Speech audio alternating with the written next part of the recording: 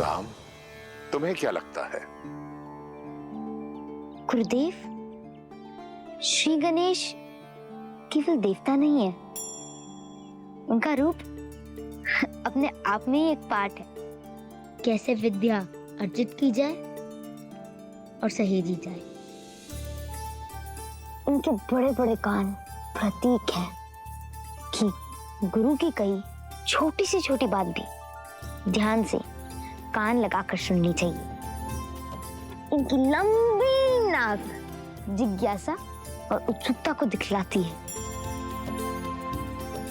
और इनकी शुक्र नेत्र छोटी से छोटी वस्तु को सूक्ष्मता से देखने की सीख देती है। जब हम किसी वस्तु को ध्यान से देखते हैं तो हमारी आंखें भी सिकुड़ जाती है ना? हाँ भैया।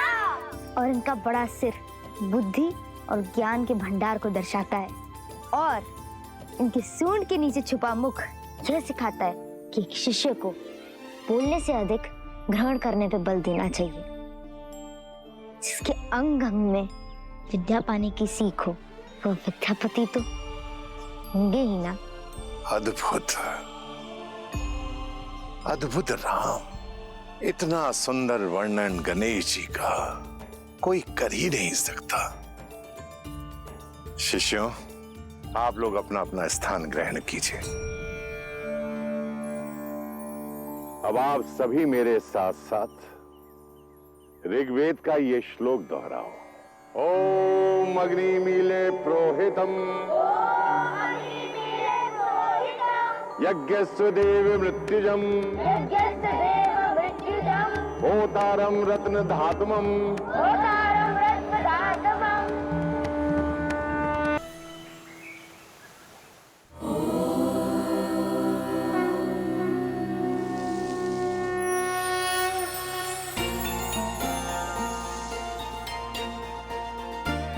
क्या कर रही हो माता? स्वास्तिक बना रही हूँ सीता। इसे क्यों बनाते हैं?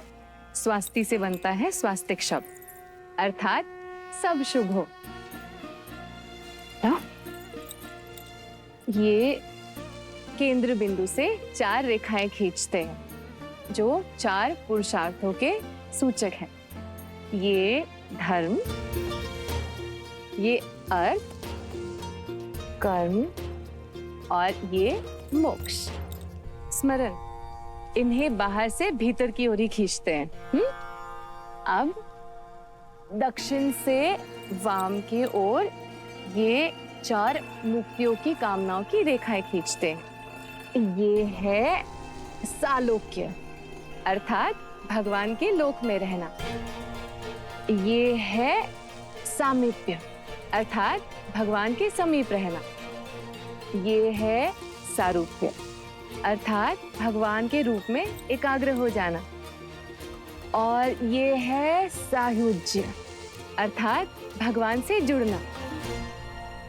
और इन चारों रेखाओं के अंत में ये अंतकरण की रेखाएं बनाते हैं जो है मन, बुद्धि, अहंकार और चेतना। ये इन चारों का प्रतीक है और फिर भक्ति के 4 गुणों को बिंदुओं के रूप में दर्शाते हैं। ये है श्रद्धा, विश्वास, प्रेम और समर्पण। और बन गया स्वास्तिक। कुछ समझी पुत्री? समझ गई माता। संसार की शुभ ऊर्जा को धर्म, अर्थ, कर्म और मोक्ष के चक्र के लिए अपने भीतर सहेजा जाए। 4 प्रकार की मुक्तियां यानी मन, वचन, कर्म से ईश्वर को स्वयं में एकाकार करके श्रद्धा, विश्वास, समर्पण और प्रेम से हर कार्य किया जाए तो केवल कार्य ही नहीं, जीवन भी शुभ हो जाता है। यही स्वस्तिक का अर्थ है। अद्भुत मेरी पुत्री। मैं तो वही बताती रही जो मैं जानती थी, पर तुमने तो इसका वास्तविक अर्थ ही पहचान लिया।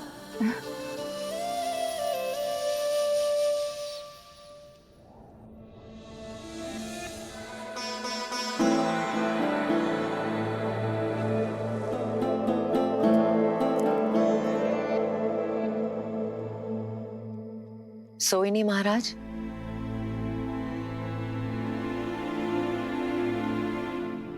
उससे मेरे नेत्र दूर हो गए क्या कहीं? मुझे मेरे पुत्रों की याद सता रही है, किंतु तुम क्यों नहीं सोई? आपको उनकी याद नहीं सोने देती और मैं उनके आने वाले कल के सपने देखती रहती। आइए महाराज, हम दोनों खुली आंखों से एक साथ उनके आने वाले कल के सपने देखते हैं।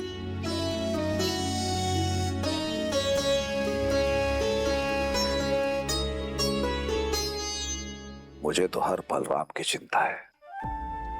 समझ नहीं पा रहा हूं कि एक पिता होकर मैं अपने पुत्रों के लिए इतना चिंतित हूं, किंतु एक मां होकर तुम।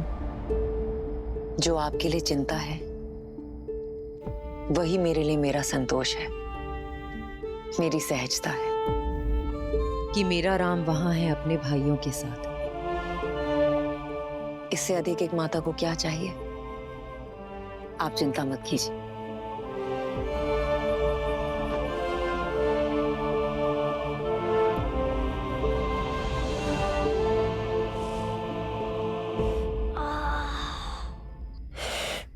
कितने थक गए ना लक्ष्मण भैया आज।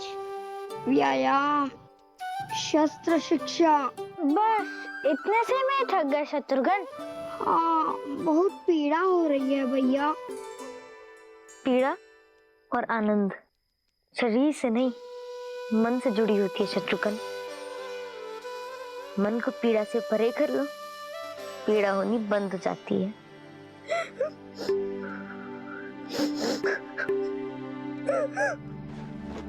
क्या हुआ भरत भैया, आप रो क्यों रहे हैं? घर का स्मरण हो रहा होगा। क्या भरत भैया, आप हमसे बड़े हैं और बड़े रोते थोड़ी हैं, है ना?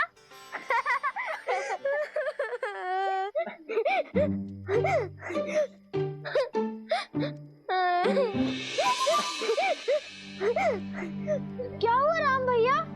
मुझे भी घर का स्मरण हो रहा है। मुझे पिताश्री के पास जाना है। मुझे काई माँ के हाथ का भोजन खाना है। तुम्हें और शत्रुघ्न को घर का स्मरण नहीं हो रहा क्या?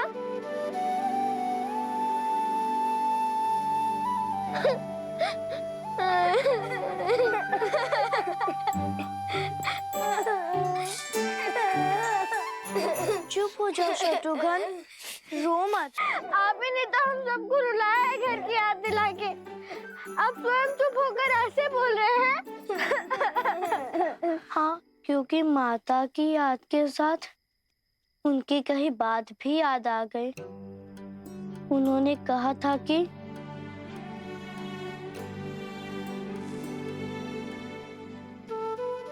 उनकी अनुपस्थिति में राम भैया हमारे माता और पिता होंगे। यहाँ आश्रम में भी, महल में भी और सारे संसार में भी, है ना भैया?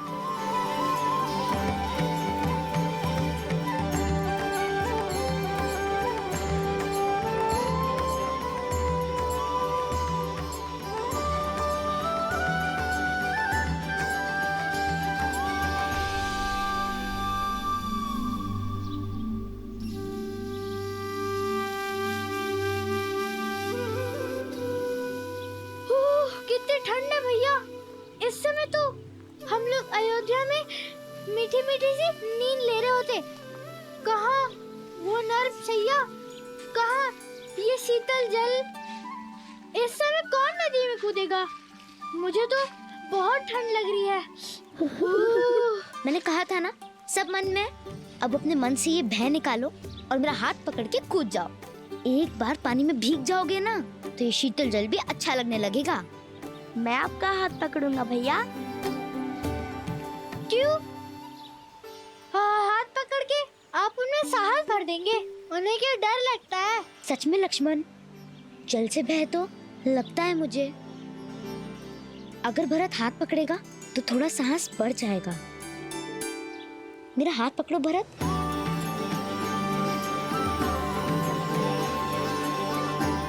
और मैं भरत भैया का।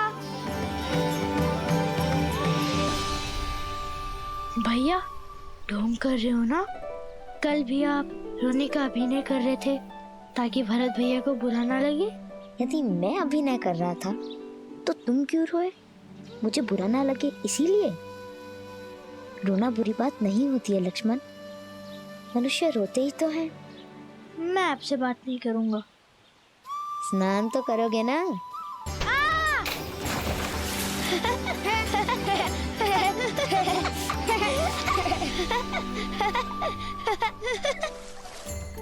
जी भैया।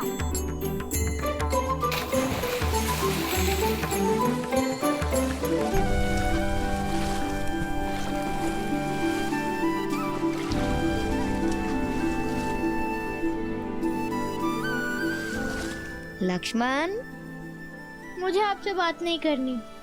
आप सदा भरत भैया का पक्ष लेते हैं। उनके पास शत्रुघ्न है पर उन्हें आप भी चाहिए।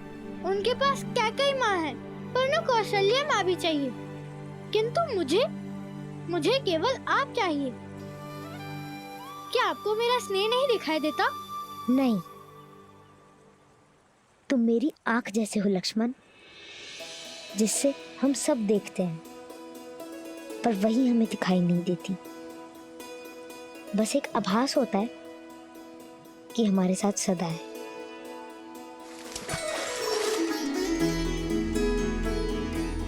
मेरे बुद्धू भाई, मैं भरत का साथ इसलिए देता हूँ क्योंकि उसको मेरी आवश्यकता है, पर तुम मेरी आवश्यकता हो। एक तुम ही तो हो जो मेरे बिना समझाए मेरी हर बात, हर भाव समझ लेते हो।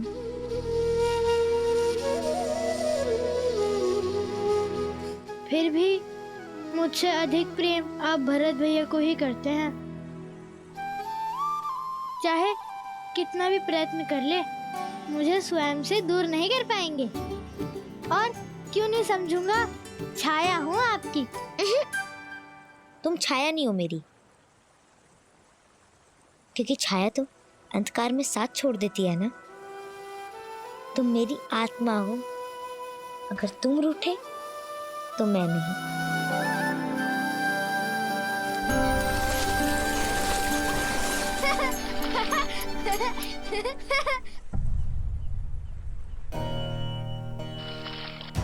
राम भैया, राम भैया, राम भैया, राम भैया, राम भैया, राम भैया।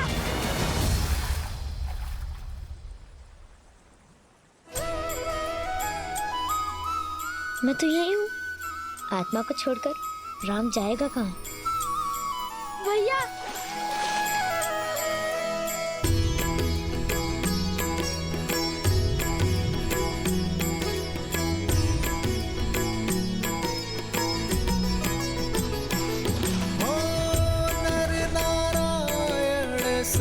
से सुभ्राता जगपालक विशेषी जनत्राता।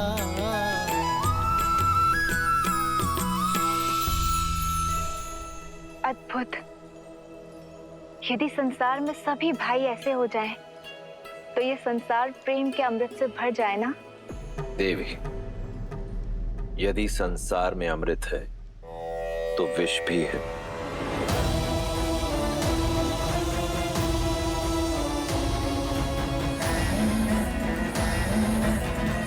प्रकाश है तो अंधकार भी।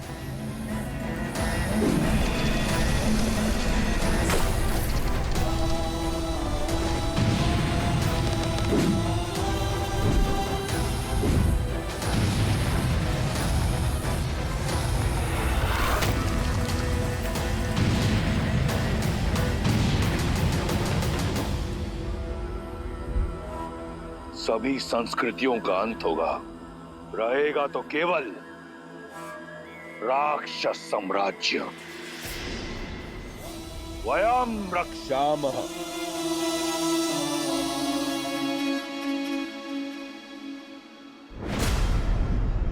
कुंभकर्ण,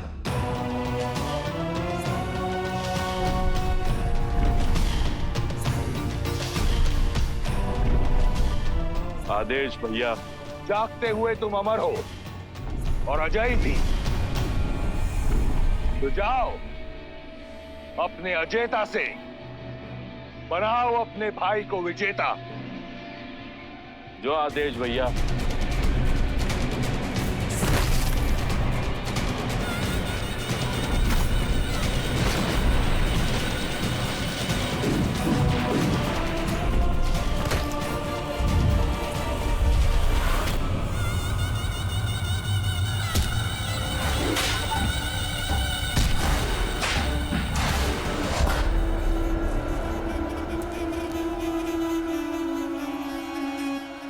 बचा मारो।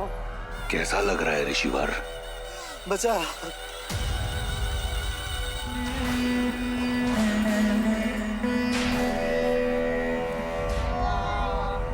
इतना तड़पाओ इन ऋषियों को कि देवताओं को भूलकर राक्षसों को पूछने लगे। इन मेरे अपराध संतों का दोष क्या है भैया? ये तो केवल तपस्या कर रहे थे। मूर्ख हो तुम विभीषण। ये तपस्या इसलिए कर रहे हैं कि राक्षसों का नाश हो सके। सहस्त्रों वर्ष तप की अग्नि में जलने के बाद हमें वरदान मिला है और हमारे रहते किसी और को ये वरदान नहीं मिल सकता। लो मारो।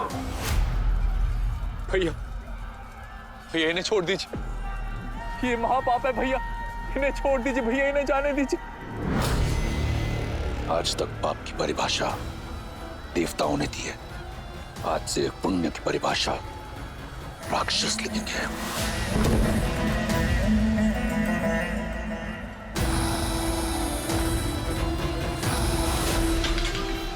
उठो विभीषण, मैं जानता हूं कि तुम मुझसे बहुत प्रेम करते हो और मैं भी तुम्हें एक भाई की तरह, एक पुत्र की तरह चाहता हूं। इसलिए तुम्हें यहां लेकर आया हूं ताकि तुम देख सको, समझ सको कि राक्षस संस्कृति है क्या, और कुछ ऐसा करो कि रावण को भी विभीषण पर गौरव हो। किंतु भैया मैं स्वयं आपको अपने अंत की ओर जाते नहीं देख सकता। आप इतने महापाप कर रहे हैं भैया कि मुझे आपके लिए डर लग रहा है भैया।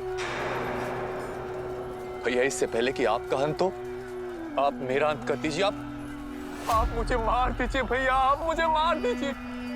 मूर्ख हो तुम विभीषण, कौन मार सकता है तुम्हारे भाई को? न देवता, न असुर, न राक्षस, न यक्ष, न गंधर्व, न किन्नर, न पशु, न पक्षी, न नाग, न कीट, न भूत, न पिशाच, न विताल, नर।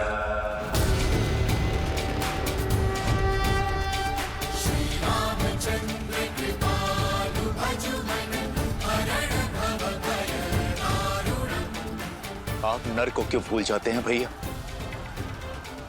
मानव आपके वरदान में सम्मिलित नहीं है। विभीषण, मानव जैसा तुच्छ प्राणी तुम्हारे भाई का कुछ नहीं बिगाड़ सकता। लगता है ये कायरता तुम्हें हमारे पिता से विरासत में मिली है। भैया मेरे लिए तो आप ही मेरे पिता हैं भैया। मुझे आपके लिए डर लग रहा है भैया, मुझे आपके लिए डर लग रहा है।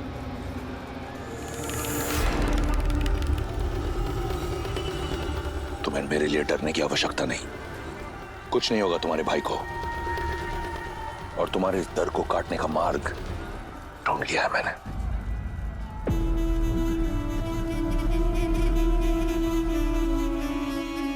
बस महादेव, मुझे श्री राम के पास ले चलिए। जैसी देवी की आज्ञा। नर रूप में नारायण गुरु वशिष्ठ के आश्रम में भविष्य में आने वाली चुनौतियों का सामना करने के लिए प्रशिक्षित हो रहे थे।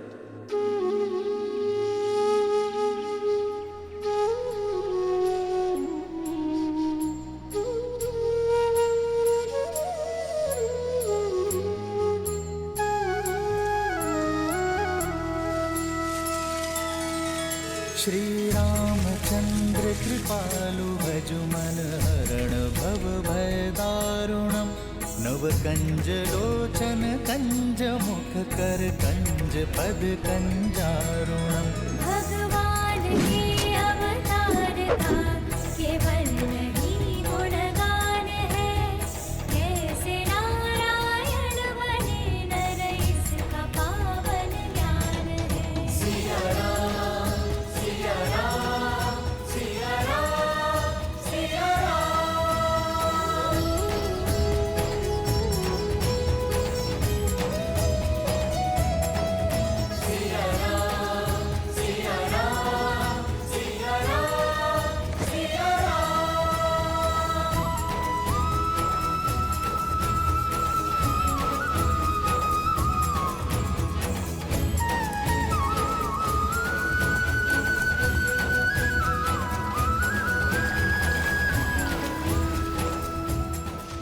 कितने सुंदर पुष्प है, तोड़ लेता हूँ। नहीं बनो, बिना बात के किसी चीज को तोड़ना नहीं चाहिए, ठीक है?